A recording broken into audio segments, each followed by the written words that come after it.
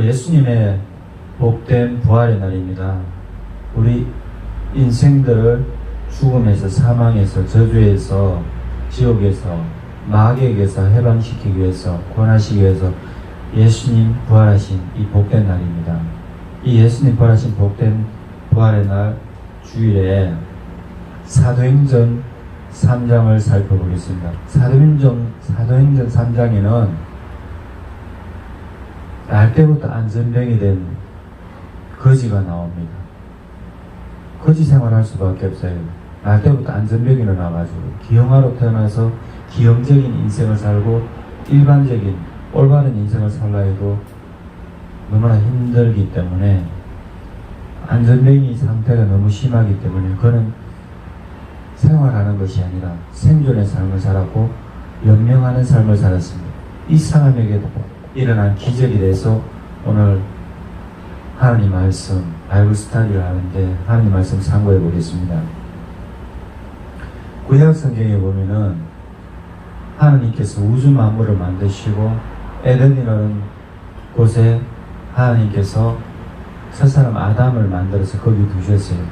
그리고 아담이 외로워하자 아담을 깊이 잠들게 하시고 그 안에 하와를 또 만들어서 아담이 보니까 모두 상상이 짝이 있고 좋은데 자기는 외로웠거든요. 그럴 때 하나님께서 아담의 외로움을 느끼게 하시고 아담이 외로워하니까 하나님께서 아담에게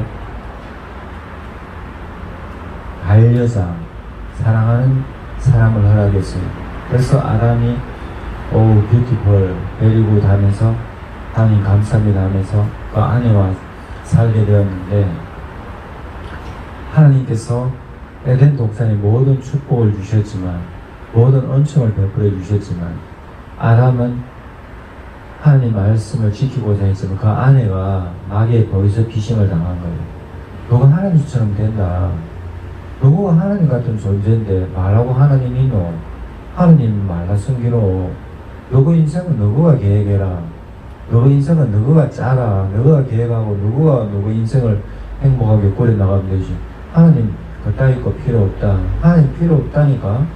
너가 하나님인데 신적인 존재인데 말라고 저 선악을 다 먹어봐라. 하나님과 똑같이 되니까 하나님 먹지 말라지. 말하고 모든 것을 다 허락했는데 선악을 왜 금지했겠노? 계속 마귀가 속인 거예요. 그 마귀가 계속 말하고 속이고 유혹하고 하니까 그 마귀의 유혹에 마귀의 시험, 템프테이션 유혹, 테스트 시험에 넘어가 버렸어요. 하와가. 그리고 선악과를 따먹고 그 남편에게 됐어요. 그리고 두 사람 다 선악과를 따먹고 진짜 하나님처럼 될 줄 알았더만 꿈 같은 소리입니다. 마귀에게 완전히 속아버린 거예요. 그래서 그들이 선악과를 따먹고 즉시 죄 지은 줄 알게 되는 거예요. 부끄러운 줄 알게 되는 거예요. 숨게 되는 거예요. 두려움이 생긴 거예요. 아, 잘못했구나. 아, 이게 아니구나. 우리가 천국의 삶을 살았는데 이제 지옥에 떨어지게 되었구나. 우리가 하나님을 섬기는데 이제 마귀 편이 되어버렸구나. 마귀의 종로를 살게 생겼구나. 아, 하나님하고 이제 같이 살기는 어렵겠구나. 그런 이제 마음이 허무주의에 사로잡히고 죽었으면 좋겠다는 그런 마음에 사로잡히고 하나님을 피하려면 하나님을 피할 수가 없어요. 그럴 때에 하나님께서 나타나셔서 아담은 너가 어디 있느냐 하니까 너가 어디 있느냐 하니까 아담은 항상 하나님과 함께 에덴 동산에 있었는데 그 아내와 더불어 하나님 말씀대로 살았을 때는 마음이 평안했고 하나님 말씀대로 살았을 때는 마음이 든든했고 하나님 말씀대로 살아야 되겠다는 작정과 결심과 믿음이 있었어요. 그런데 계속 그 믿음을 깨트리는 마귀가 찾아와가지고 방해를 하니까 아담이 믿음의 방패로 계속 막았는데 마귀가 계속 창을 쏘고 칼로 찌르고 창을 찌르고 화살을 쏘고 칼로 내리치고 하니까 믿음이 자꾸 금이 가기 시작한 거예요. 그래서 믿음의 방패가 깨어져 버리니 그 인생이 파탄나게 인생이 파산이 되어버렸죠. 영적이. 그래서 아담은 하나님 앞에 내어 쫓기게 되고 에덴 동산에서 내어 쫓기게 되고 마귀의 종로를 하게 되었고 이제 육체적인 죽음까지. 왜? 살아있는 상태로 에덴 동산에서 영원히 살면 원죄를 가지고 죄를 지은 상태로 영원히 불멸하는 존재를 살면 하나님과 관계가 완전히 차단되니까 하나님께서 에덴 동산에 내어 쫓기고 그래도 은총을 베풀어서 가죽옷을 해 입히고 하나님께서 구세주에 대한 약속을 창세기 3장 15절에 뱀은 사람의 발꿈치를 물어요. 근데 나중에 구세주가 오시면 뱀의 머리를 깬다고. 그게 예수님에 대한 원시복음이라는데 구약성경의 첫 번째 복음 창세기에 나와요. 그 예수님에 대한 구세주에 대한 내용인데, 그래서 이제 하나님 앞에 나가기 위해서, 죄 지은 인생이 하나님 앞에 나가기 위해서는 제물이 필요하고 제사라는 제도가 필요해요. 그래서 아담이 하나님께 제물을 잡아드렸고 그 아들 이삭을 번제로 바치라 할 때 하나님 말씀에 순종해서 여호와의 이름의 이레를 체험하게 되었고, 그 다음에 구약 성경 모세오경에 보면 제사법이 나와요. 희생제물로 드리는 희생제, 그 다음에 번제, 제물을 태우는 거제, 제물을 흔들어가지고 요제, 거제, 희생제, 또 화제, 소제, 곡식을 받아들이는 수많은 제사의 방법들이 나오게 되었어요. 그러니까 하나님 앞에 이제 인생들이 죄 지은 인생이 하나님 앞에 갈 때 피가 없으면, 희생양이 없으면, 희생 제물이 없으면 하나님 앞에 설 수가 없는 그런 존재가 되었어요. 그러면서 하나님께서 구약 시대에는 제사를 통해서 하나님께 가고, 그 다음에 제사장이라는 사람들이 제사를 집례하고, 그 다음에 하나님 앞에 제사 드리는 그 방법에 있어서 성전이 필요한 거예요. 그래서 제사법, 성전, 또 제사장들, 레위인들 제도가 생기고, 또 11조나 헌금하는 그런 제도가 생기고, 또 성가대, 다윗의 시대에는 성가대를 세우고, 또 솔로몬의 시대에는 성전을 세우고, 이렇게 제사법이 발달되었는데, 이 모든 것은 계속 반복되는 그런 일들입니다. 그러는데 구약 성경에는 그렇게 되었고, 신약 시대에는 구약하고 뭐가 다르냐? 하나님 앞에 제사 드린다, 이것은 똑같아요. 그런데 이제 하나님 앞에 이제 제사 드리는 그 방법에 있어서 마지막 단 한 번의 제사는 우리 인류의 구세주 예수님이 이 땅에 오셔가지고 예수님이 완전한 희생제물이 됐어요. 완전한 번제가 되시고 완전한 희생제물이 되시고, 예수님이 소제, 거제, 요제, 희생제물, 번제, 이 모든 제사법이 예수님의 희생되심으로 말미암아, 예수님의 죽음으로 말미암아 제사의 방법들이 완전히 충족이 된 거예요. 그래서 염소의 피나 황소의 피나 또 비둘기나 양의 피나 이런 피들은 계속 제사 드릴 때마다 필요했지만, 이제 그런 희생제물의 피, 제사 드릴 때 희생돼야 되는, 죄 지은 사람 생명 하나이기 때문에 그 사람이 죄 지을 때마다 죽을 수가 없기 때문에 희생제물이 필요한데, 그런 희생제물 또 헌물이 이제 필요가 없어졌어요. 왜 필요가 없어졌냐? 예수님이 완전한 헌물이 되시고 완전한 희생제물이 되시기 때문에, 그래서 인류의 구세주 예수님이 십자가에 단번에 죽으심으로 말미암아 하나님의 아들의 피가 인류의 희생제물의 완전한 피이기 때문에, 예수님의 십자가에 죽으신 속죄는 완전한 속죄이기 때문에 단 한 번이지만 완전한 속죄고 퍼펙트예요. 완전해요. 완벽해요. 하나님께서 예수님 생명 한 번 죽으면 그것으로 만족하시기 때문에 완전히 하나님 앞에 인류의 죄가 소멸됐어요. 벌써 2000년 전에 이 사건이 일어났어요. 인류의 구세주 예수님 때문에, 예수님이 죽으신 때문에, 그 예수님이 우리 인생을 대신해서 인류의 죄를 대신해서 죽으셨다, 이것을 믿는 자는 예수님이 죽으셨기 때문에 뭐 고행을 안 해도 돼요. 수련을 안 해도 돼요. 따로 돌을 안 닦아도 돼요. 그 방법들은 무시가 방법이에요. 예수님이 십자가를 안 믿으니까 돌을 닦는 것이고, 예수님 십자가를 안 믿으니까 뭐 40일 금식한다. 예수님 십자가를 안 믿으니까 자기가 자기 의로 하나님 앞에서, 그거 다 멍청한 방법이고 안 되는 방법이에요. 예수님이 십자가에 우리의 완전한 희생제물을 죽으셨다. 예수님이 완전한 속죄제물이 되셨다. 이거 믿기만 하면 구원받아요. 그래서 하나님 앞에는 믿음이 필요합니다. 믿음으로 구원받는 거예요. 믿음으로 올력당을 받는 거예요. 그래서 로마서 신약성경의 핵심 교리, 로마서의 핵심 교리가 이신칭이 믿음으로 구원받는다. 믿음으로 의롭게 된다. 이 복음서의 핵심적인 내용이고 사도행전에서 예수님 우리의 의가 되신다. 우리를 위해서 죽으셨다. 다시 살아나셨다. 우리의 의가 되신다. 또 사도행전에 나오고 로마서의 핵심적인 이신칭의 교리가 나옵니다. 이신덕이 믿음으로 의로움을 얻는다. 더 믿음으로 의롭다고 칭함받는다. 이신칭이 이렇게 나와요. 이신덕이 이신칭이 같은 말이에요. 믿음으로 우리가 하나님 앞에 의롭다는 사람이 된다. 의로운 사람이 된다. 의인이 된다. 이것이 로마서의 핵심 교리고 그 다음에 새신서를 넘어서 요한계시록에 가면 예수님이 우리의 알파와 오메가 되세요.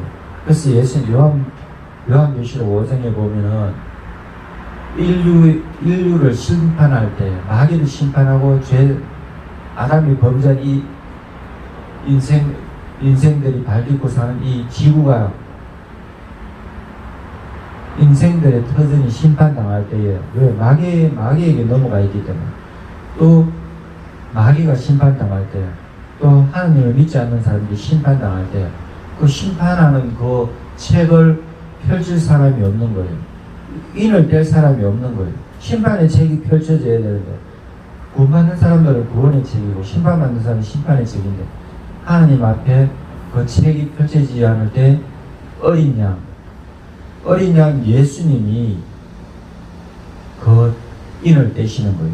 그 책을 펼칠 자격이 있는 거예요. 그러니까 이게 지금 구약 성경하고 신약 성경하고 일맥상통하는 거예요. 구약 성경 첫 번째 아담은 범죄였고 두 번째 아담 예수님은 범죄를 의로움으로 바꾸셨고 아담은 잃어버렸지만 예수님은 다시 찾았고 그가 로마서의 고린도서신에 보면은 예수님이 두 번째 아담으로 나와요. 첫 번째 아담은 아니라 두 번째 아담이 있어요. 아담은 인류의 대표 주자인데 첫 번째 아담은 실패했어요. 원죄를 불러왔어요. 두 번째 아담 예수님은 첫 번째 아담은 이 땅에서 태어났지만 두 번째 아담 예수님은 탄생 자체가 없어요. 왜? 영원한 하나님이신데 아담은 사람이고 예수님은 하나님이시고 하나님은 아들이에요. 그 삼위일체 논리 가운데 나오는데 근데 예수님은 사람을 구원하러 이 땅에 우리처럼 한번 태어나셨을 뿐이지 원래는 예수님은 하나님이셔요. 그래서 다시 예수님 십자가에 죽으시고 부활하셔가지고 하나님 아들의 신분을 다시 회복하셨죠. 그래서 예수님은 하나님의 아들의 신분을 포기하다시피 신분을 내려놓고 이 땅에 우리 인생들을 사랑으로 품어주셔가지고 예수님이 우리 인생을 대신해서 죽으셨다는 것. 이 아가페를 깨달으면, 이 사랑을 깨달으면 기독교가 아니죠. 신앙생활 하는 거 너무나 쉬워요. 기독교를 할 거 없고 신앙이라 할 것도 없고 예수님과 하나 된 삶이에요. 예수님하고 똑같은 삶을 살고자 하는 거예요. 그 신앙이라고 하고 우리가 기독교를 하는데 예수님과 일치되는 삶을 사는 거예요. 성령 안에서의 삶을 살게 되는 거예요. 이 아담은 하나님 앞에 범죄해서 마귀의 종로가 되는데 예수님은 철저히 죽기까지 하나님 말씀을 순종해서 하나님 안에서 우리 인류의 의가 되는 거예요. 하나님의 완전한 의로움이 되시고 하나님의 완전한 우리 인생에게 예수님은 하나님의 완전한 의로움, 지혜, 또 천국의 열쇠를 믿는 자에게 주셔가지고 예수님이 천국의 주인이시죠. 우리 믿는 사람들은 예수 이름으로 천국의 문을 여는 거예요. 그래서 너무나 놀라운 거군요. 오늘 사도행전에는 예수님이 십자가에 죽으시고 다시 살아난 것이 복음서에 나오는데 예수님의 제자들은 예수님이 하나님이신 것도 잘 몰랐고 그분이 십자가에 죽는 것도 잘 몰랐고 다시 살아난 것도 잘 몰랐어요. 예수님이 말해 주셨음에도 불구하고 그들의 좁은 소견으로는 그들의 지식으로는 그들의 머리로는 그들의 IQ, EQ로는 예수님의 그 메시지를 다 받아들일 수가 없었어요. 그래서 예수님이 살아계실 때 내가 지금 말해도 너희들 다 알아듣지 못한다. 그렇지만 내가 지금 말하는 것은 나중에 그 일들이 이루어졌을 때에 너희들로 믿게 하려 합니다 하고 나중에 보혜사 성령님을 보내주신다 했어요. 보호하시고 은혜를 베푸시고 교사가 되시는. 그래서 보호한다, 보호해, 은혜를 베푸신다, 가르치신다. 그 성령님 우리의 카운셀러가 되시고 변호사가 되시고 대변인이 되시고 우리의 대장이 되시는 거예요. 우리를 지켜주시는 거예요. 그래서 우리는 성령 안에서 행복한 삶을 살 수가 있는데, 오늘 사도행전에 보면요, 예수님의 제자들이 액션이 나와요. 액션이 나와요. 복음서에는 마태복음, 마가복음, 누가복음, 요한복음에 보면 예수님이 끊임없이 메시지를 주셔요. 예수님이 3대 사역 가운데 프레칭, 하나님 말씀을 선포하셔요. 하나님 말씀을 계속 선포하셔요. 그 다음에 예수님 티칭하셔요. 예수님 제자들만, 또 소수의 무리들만 더 간절하게 하나님 나라를 사모하는 자들에게, 하나님 말씀을 더 알고자 하는 자들에게, 영적인 지식을 더 구하는 자들에게 예수님 바이블 스타디를 해주시는 거예요. 티칭. 그래서 예수님은 수많은 사람들에게, 믿는 자든 안 믿는 자든 대제사장인 누구든 그들에게 프레칭, 하나님 말씀을 선포하셔요. 믿든 안 믿든 그렇게 선포하시고 하나님 말씀을 선언하시고, 그 다음에 하나님 나라의 성명서를 발표하시는 거죠. 예수님 설교하실 때 프레칭, 설교사예요. 하나님 말씀을 대언하실 때.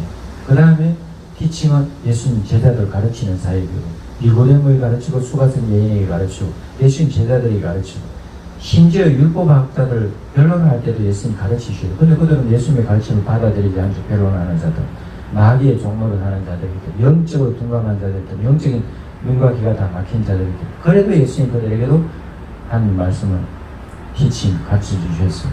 그 다음에 예수님은 힐링, 예수님의 힐링은 천국에서 우리가 완전히 체험할 수 있는데, 이 땅에서도 예수님이 치유사역이, 놀라운 치유사역이 있었어요.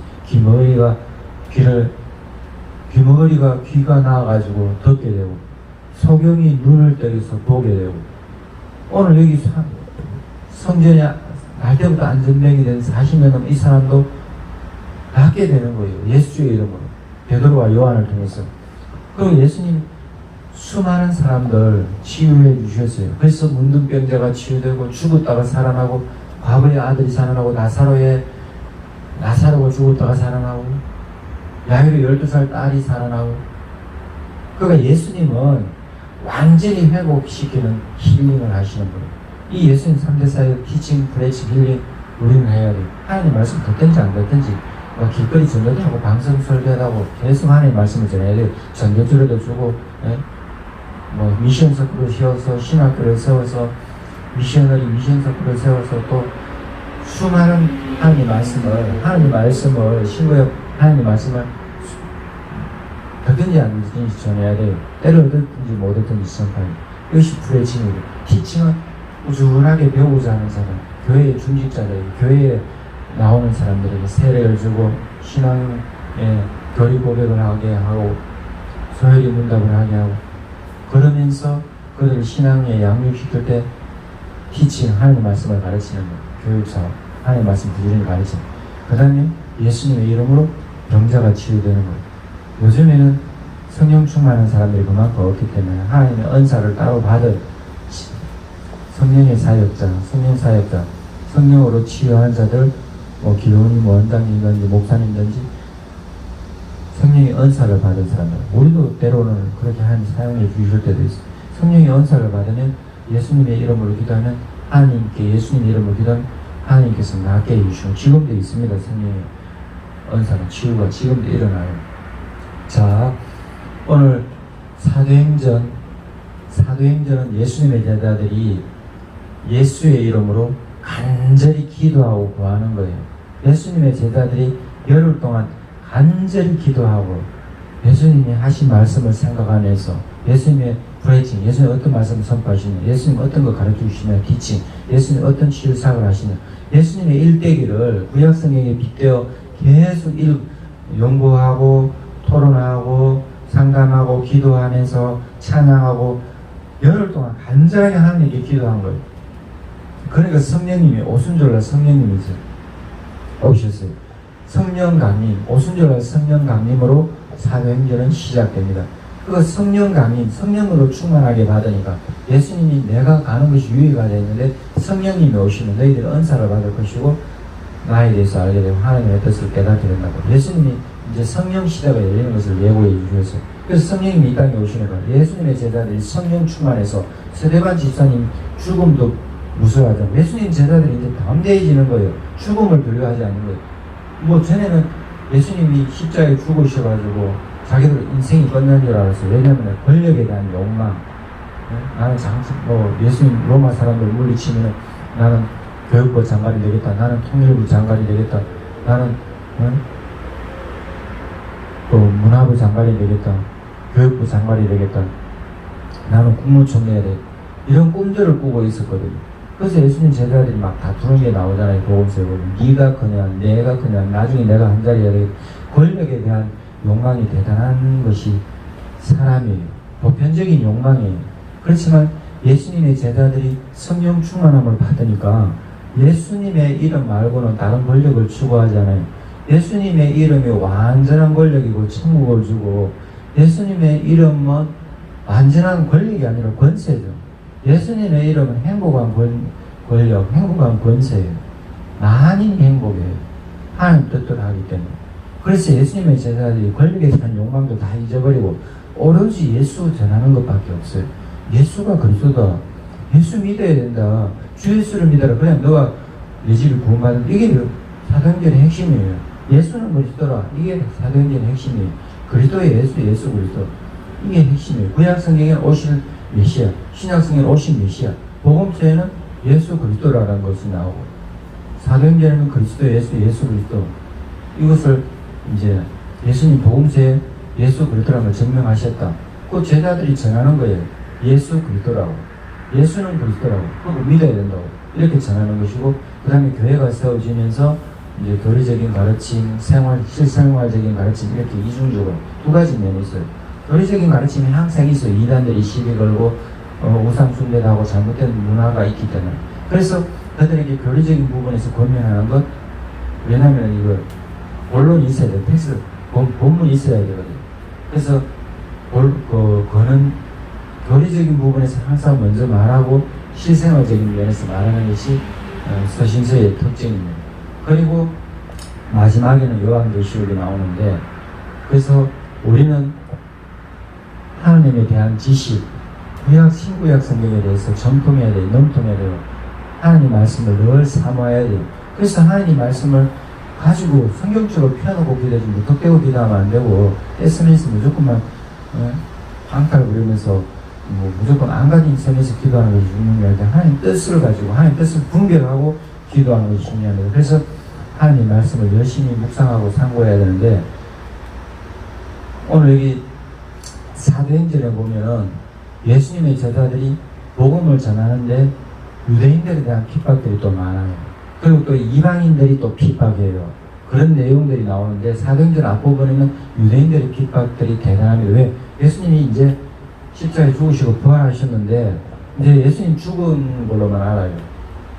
로마 황제도 그렇고 본디오 빌라도 로마 총독도 그렇고 그 다음에 유대 종교 지도자들 사두개인 대제사장 제사장 바리새인들 서기관들 장로들 사내들인을 비롯한 입법사법 행정을 총괄하는 유대의 70명 사내들인 이 사람들을 비롯한 유대의 유대는 종교 국가예요.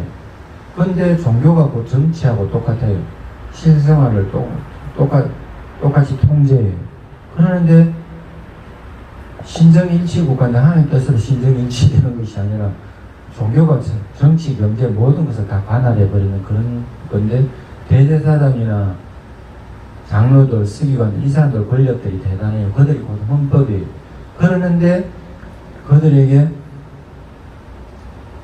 유대 백성들에게 예수님은 그리스도라고 하니까 어제 아래 죽은 예수 끝난 줄 알았는데 또 예수님 제자들이 그 사람들 보기엔 좀 미친 거예요. 광신도가 된 거예요. 예수 스승이 죽었으니까 이제 저거는 숨어 있지는 못하고 저렇게 길길이 날뛰는 것보다 미쳐가지고 광신자가 되어버렸는가 보다 마귀에게 귀신 들렸는가 보다 이렇게 생각하는 거예요. 성령 충만한 사람들인데 자기들이 마귀의 종로를 타다 보니까 영적인 분별을 못하다 보니까 저거가 마귀의 자식인데 겉으로만 하나님을 믿는 거예요. 왜? 하나님 뜻대로 안 하는데. 성경 찍어가지고 하나님 뜻대로 안 하고, 구약 성경을 가지고 하나님 뜻대로 안 하고, 성전 안에서 하나님 뜻을 모르고 제사 드린다고 하고 있으니, 예배 드린다고 하고 있으니, 얼마나 멍청한 짓입니까? 그 하나님이 가장 귀한 그 아들 예수님을 보내주시는데, 예수 모르고, 알맹이를 모르고, 수박 겉핥기만 하는 그런 인생인 거예요. 그런 신앙생활을 하고 있는. 그래서 예수님 제자들이 성령 충만해가지고, 반드시 이 사람들하고 부딪힐 수밖에 없죠. 그러는데 제자들이 겁을 내지 않고 담대하게 하나님의 말씀을 전합니다. 자, 오늘 사도행전 3장에 가면요, 예수님 제자들이 오순절날 열흘 동안 간절하게 기도해가지고 불철주야 열흘 동안 기도만 오로지 하나님께 기도만 해서 하늘 문이 열리기를 바랬어요. 하늘 문이 열리니까 인류 역사상 처음으로 오순절을 강림해 성령으로 성령님이 오순절을 어마어마하게 강력하게 임하셔가지고 예수님 십자가에 죽으시고 다시 살아나시고 50일 만에 성령 강림이 성령 충만한 정말 뭐 전무후무한 그런 놀라운 성령 충만한 역사가 일어났어요. 그러니까 베드로가 설교하고 3,000명이 회개하고 병자가 나왔고 사람들이 기뻐하고 즐거워하고 또 마귀도 또 희한하게 그때는 또 기가 막히게 그 때를 잘 알고 또 어마어마하게 또 반대하는 거예요. 그래서 엄청난 영적인 전쟁이 일어나는데 예수님의 제자들이 성령 충만함을 받으니까 이제 규모 있는 사람들은 오늘 사도행전 3장에 보면 제9시 기도 시간이나 오후 3시입니다. 오후 3시면 유대인들은 더워서 사람들이 대부분 쉴 때예요. 근데 오후 3시면 가장 바쁜, 우리가 오후 3시면 얼마나 바쁩니까? 공무원들은 근무해야 되고 직장인들은 직장에서 가장 열심히 근무할 텐데 뭐 12시에 점심 먹고 1시부터 다시 시작하면 9시 출근해서 6시에 들어갈 것 같으면 그럼 오후 3시면 가장 바쁜 시간입니다. 하루에 가장 인생의 가장 피크 타임에 이 시간에 베드로 요한은 인생의 직장에 일하러 돈 벌러 가지 않고 가정에 있는 것도 아니고 다른 어떤 일을 하는 것이 아니라 하나님을 구하는 거예요. 하나님께 기도하는 거예요. 예수님의 제자들은 풀타임 사역자이기 때문에 일상생활에 매이지가 않습니다. 직장에 갈 필요도 없고 가정에 매일 일도 없어요. 하나님의 사역자예요. 하나님의 사도들이에요. 하나님의 일꾼이에요. 하나님의 천사와 같이 하나님의 심부름 분이에요. 또 하나님의 대사이기 때문에 대사의 일을 하는데 하루 오후 3시에 대사의 하나님의 대사, 하나님의 일꾼의 가장 큰 일은 기도하는 거예요. 정해진 시간에 기도한다고 옛날 같으면 상상도 못할 일이에요. 근데 예수님의 제자들이 성령 충만을 받으니까 베드로가 요한이 정해진 시간 오후 3시에 가장 인생의 황금 같은 시간, 하루의 황금 같은 시간에 그 황금 같은 시간 하나님께 바칩니다. 기도를 하나님께 기도하는 거예요. 예수 이름으로 하나님께 감사하며 예수 이름으로 하나님을 찬양하면서 예수 이름으로 하나님께 간절히 구하는 거예요. 그럴 때 오늘 제9시 기도 시간에 베드로 요한이 성전에 올라갔어요. 규모 있는 영적인 규모 있는 삶이 되는 거예요. 안절부절 못하는 삶이 아니라 뭐 앞으로 가야 되나 뒤로 가야 되나 이래야 되나 저래야 되나 진퇴양난 그런 좌충우돌하는 삶이 아니라 규모 잡힌 삶이 되어가지고 발걸음을 성전에 올라가는 거예요. 그 마음이 하나님을 찾는 거예요. 그 생각에 예수님만 가득 차 있는 거예요. 그래서 성령의 인도를 받아서 오후 3시에 오늘 여기 성경에는 제9시 기도 시간이라고 나오는데 베드로 요한이 성전에 올라갔어요. 성전에 갔어요. 하나님의 집이에요. 하나님의 이름이 있는 곳이에요. 하나님을 기리는 곳이에요. 하나님을 기림하는 그 성전에 가서 오후 3시 가장 바쁜 인생의 하루 황금 같은 시간에 그 발걸음을 하나님 성전으로 향해서 그럴 때에 성전의 미문이라고 해서 아름다운 문이에요. 아름다울 미자 문이 성전 미문이라는 곳에 한 사람의 인생이 있습니다. 이 사람의 인생은 날 때부터 안전병이기 때문에 가난한 집안에 병고침을 받지 못했어요. 의료적인 치료도 받지 못했고 치유 사역으로 예수님이 이 땅에 오셨을 때도 이 사람은 치유받지 못했어요. 예수님 만나러 가지도 않고 예수님 찾아오지도 않았는데 이때를 위함에 그래서 베드로와 요한의 때에 이 사람이 치유받는데 오늘 베드로 요한이 옛날처럼 물고기 잡으러 가면, 옛날처럼 예수를 믿지 않으면 오늘 이 사람하고 만날 일이 없는 거예요. 근데 베드로와 요한이 예수님의 성령 충만에 사로잡혀가지고 하나님의 일꾼이 되니, 하나님의 사도가 되니, 딱 준비된 때, 하나님의 때에 하나님의 준비된 때에 하나님의 준비된 사람이 있는 거예요. 예수님의 이름이 기념받는 그런 환경이 최적화가 되는 거예요. 그랬을 때에 예수님의 제자들이 베드로와 요한이 성전에 올라갔을 때에 미문, 아름다운 문이라는 곳에 누추한 인생을 살고 있는 거예요. 아름다울 미자가 절대 안 돼요. 아름다운 삶이 아니라 더러운 삶이고, 누추한 삶이고, 구걸하는 삶이고, 억울한 한편으로 억울한 그런 삶인데, 이 사람이 날마다 하던 것처럼, 이 사람 할 수 있는 것 없어요. 건강하지 못하니까 군복무도 못하고, 건강하지도 못하니까 결혼도 못했는지도 모르겠습니다. 건강하지 못하니까 이 사람은 할 수 있는 것이 없어요.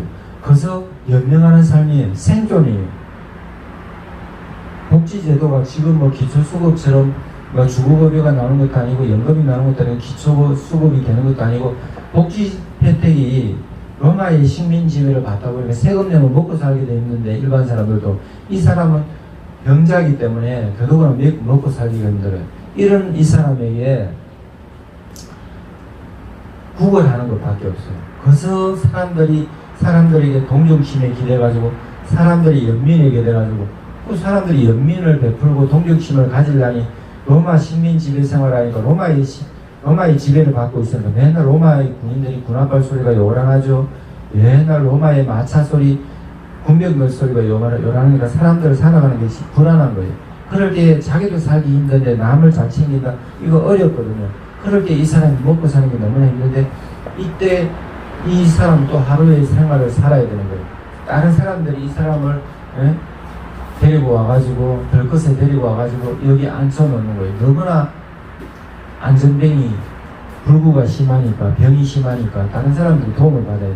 다른 사람들이 도움을 받아서 성전 미문에 놓였을 때에 이 사람이 구걸합니다. 사람들 지나가게 막, 아이고 한 분만 주십시오. 제가 지금 한 분 안 주시면 제가 못 먹고 사는데 제발 도와주세요. 이러면서 사람들 지나갈 때마다, 아이고 제사장님 좀 도와주십시오. 아이고 성령님 위원님 좀 도와주십시오.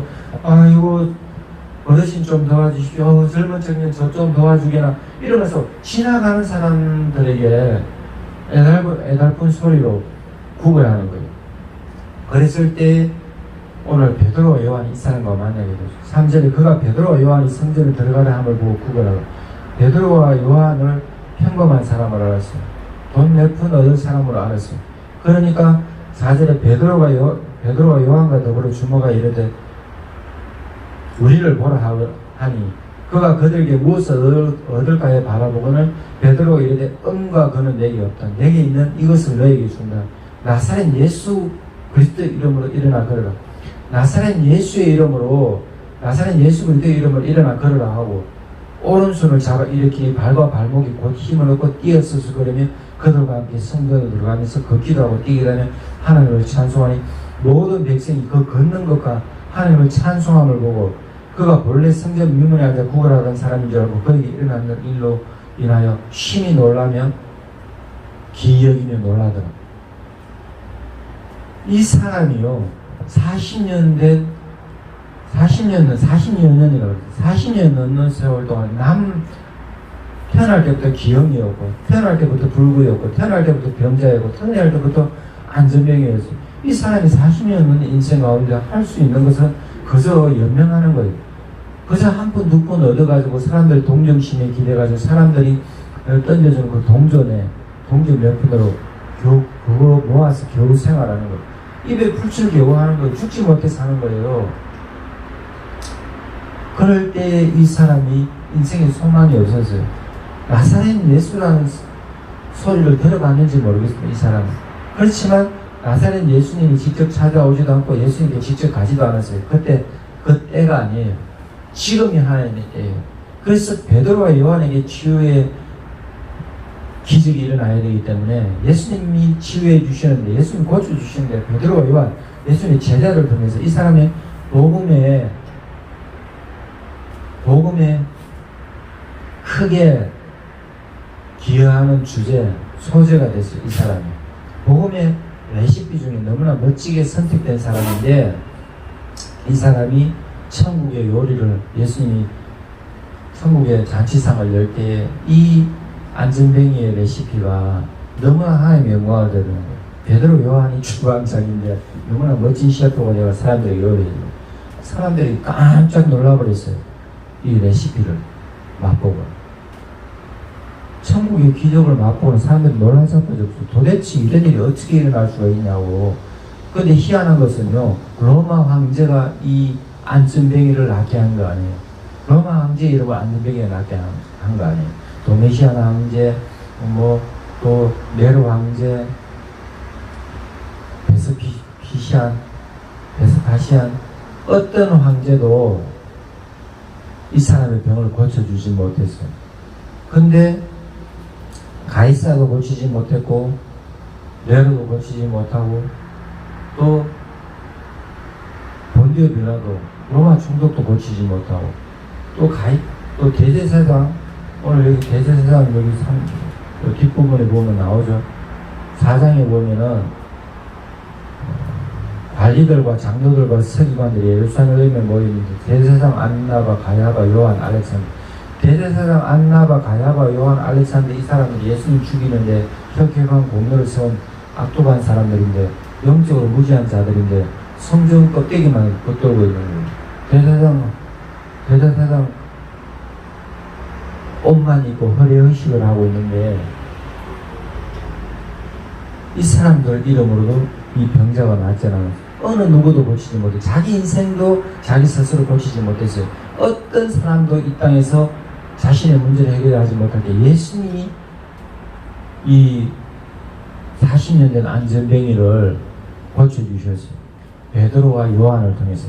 베드로와 요한이 예수님의 이름으로 일어나라, 걸으라 그랬어요. 예수 그리스도의 이름으로 명령을 했어요. 예수님 이름을 선언했어요. 예수님 이름을 선포했어요. 예수님 이름을 선포하고 선언하고 명령하니 예수 이름으로 그가 일어나 버렸어요. 그리고 명령하고 선포한 것이 아니라 스킨십을 가졌어요. 스킨십을 가졌어요. 그 사람 손을 잡아준 거예요. 그 사람 손 잡아준 사람들 많았을 거예요.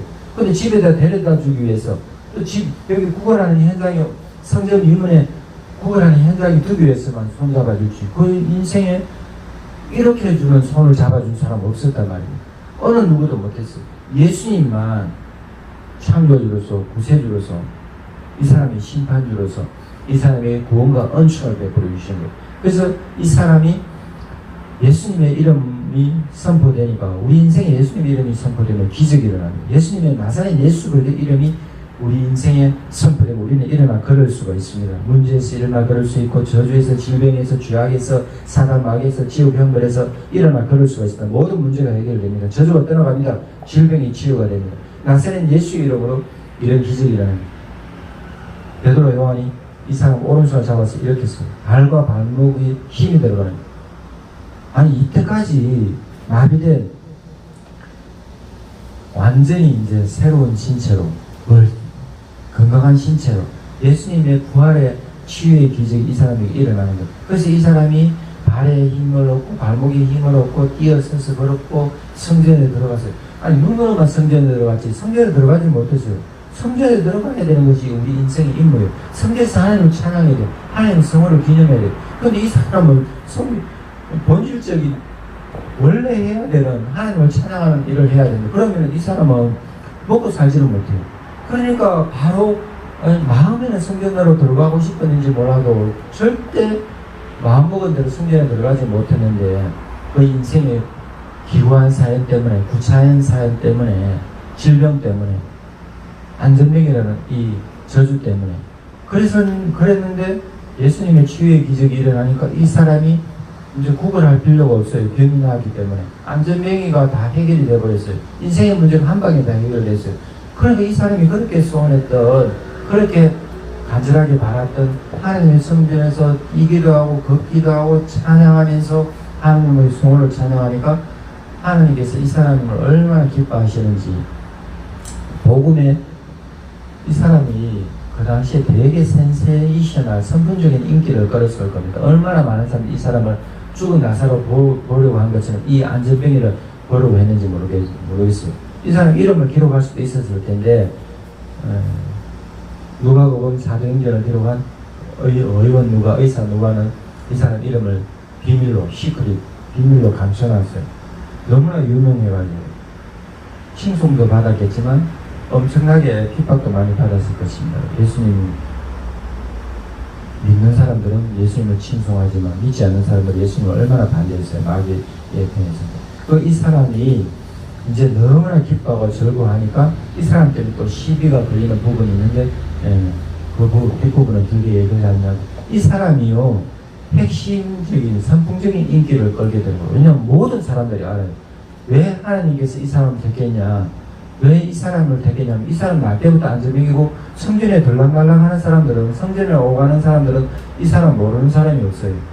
이 사람은 모르는 사람이 없으니까 이 사람 병남으로씩 모든 사람들이 입에 입소문을 엄청 타게 된단 말입니다. 그래서 예수님을 증거하는 귀한 복음의 도구가 되는데, 베드로 요한이 저 사람 고쳤더라. 가는 데마다 베드로 요한이 이 사람이 안전병인데 어떻게 나왔노? 베드로 요한이 고쳤더라.